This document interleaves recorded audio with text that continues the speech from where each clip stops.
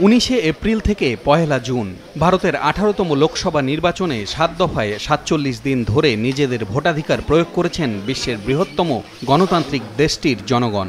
দেশ জুড়ে 55 লাখ ইভিএমে বন্দী সেই গণরায় জানা যাবে আগামীকাল। ভারত জুড়ে এরই মধ্যে ভোট গণনা কেন্দ্রগুলোতে নেওয়া হয়েছে নজিরবিহীন নিরাপত্তা ব্যবস্থা। 3 স্তরের এই ব্যবস্থায় প্রত্যেক গণনা কেন্দ্রের 200 মিটারের মধ্যে থাকছে 144 ধারা। স্থানীয় সময় সকাল 8টা থেকে শুরু হবে ভোট গণনা। প্রত্যেক রাজনৈতিক দলের নিজস্ব এজেন্ট থাকবেন কাউন্টিং স্টেশনে।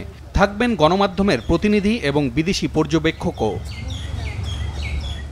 দীর্ঘ নির্বাচন প্রক্রিয়ায় এবার দেশটির 6টি সর্বভারতীয় রাজনৈতিক দল ছাড়াও 2500-এর মতো প্রাদেশিক রাজনৈতিক দল নিজস্ব প্রতীকে লড়েছেন।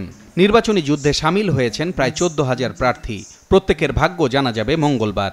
এবারের লোকসভা নির্বাচনে প্রায় 65 কোটি ভোটার তাদের ভোটাধিকার প্রয়োগ করেছেন বলে জানিয়েছে দেশটির নির্বাচন কমিশন। গড় ভোট পড়েছে 66% মতো। We have created a world record of 642 million proud Indian voters. This is a historic moment for all of us, for the nation as a whole. This is 1.5 times of the voters of all G7 countries, US, UK, France, Germany, Italy, Japan, Canada, all put together.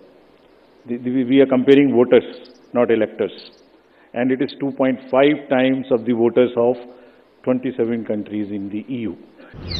543 আসনের লোকসভায় সংখ্যাগরিষ্ঠতা পেতে দরকার 272টি। সব booth ফেরত সমীক্ষাতেই BJP নেতৃত্বাধীন NDA জোটের জয় জয়কার। যদি তাই হয়, টানা তৃতীয়বার ক্ষমতায় আসছে নরেন্দ্র মোদী সরকার।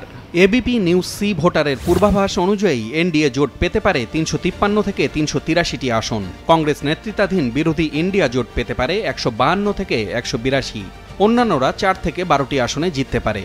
তবে India today, Axis my India এবং নিউজ 24 টুডেইস চাণক্যের জরিপে বিজেপি নেতৃত্বাধীন জোটের 400 আসনের বার্তা দিয়েছে। ইন্ডিয়া টুডে অ্যাক্সিস মাই ইন্ডিয়ার ইঙ্গিত এনডিএ 361 থেকে 401 এবং ইন্ডিয়া জোট 131 থেকে সর্বোচ্চ 166তে জিততে পারে।